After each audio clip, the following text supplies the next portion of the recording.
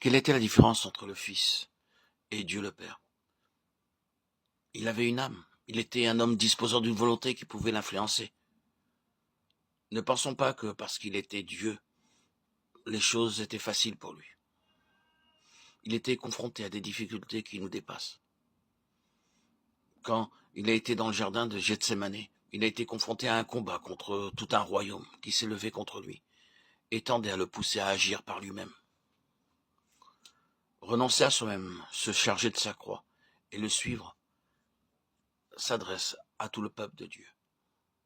Il n'y a pas de privilégiés. Ceux qui acceptent le message de la parole de Dieu sont appelés à souffrir parce que l'ennemi ne les ménagera pas. La parole est sélective. Elle ne permet aucune argumentation. Elle ne s'impose pas à nous. Avons-nous réellement renoncé à nous-mêmes? Si c'est le cas, nous connaîtrons vraiment le salut de notre âme selon Luc 21. Et nous aurons à nous opposer à notre âme qui est toujours prête à nous inciter à la satisfaire. L'apôtre Jacques dit qu'aucun homme ne peut maîtriser sa langue. En changeant de vie, il faut que Christ devienne notre vie. Alors notre langue sera au service de Dieu. Mais si nous ne vivons pas la croix, notre langue causera beaucoup de dommages. Dans Luc 21, le Seigneur dit, par votre persévérance, vous sauverez vos âmes. Le salut de notre âme signifie qu'elle est libérée du pouvoir de notre moi et se trouve au service du Seigneur, entièrement assujettie à l'esprit dont elle est la servante. Ce qu'elle était auparavant a disparu.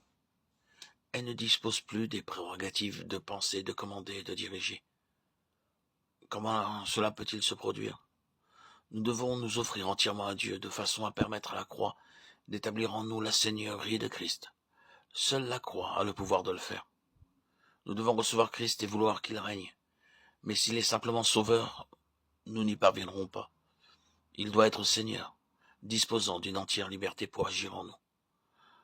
Pour que nous soyons dans les réalités pratiques de ces versets 34 et 35, nous devons nous tenir sur la base de notre position en Christ.